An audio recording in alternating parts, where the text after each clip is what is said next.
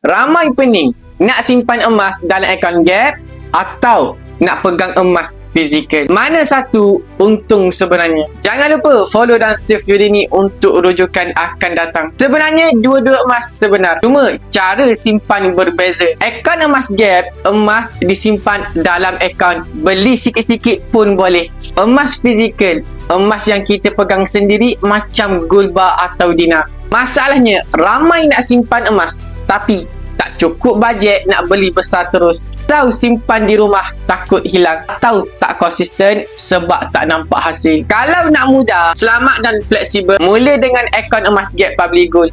Kalau nak rasa puas, nampak hasil depan mata, kumpul dan tukar kepada emas fizikal. Mentor saya, Tuan Haji Muhammad Zulkifli Syafi'i selalu pesan, cara tak penting, yang penting konsisten. Harga emas tak tunggu kita bersedia. Orang yang mula awal, dia senyum bila harga dah naik nanti. Okey, baik tuan-puan, yang mana berminat untuk simpan emas di Public Gold, tuan-puan boleh refer pin video saya akan bantu anda sebaik mungkin.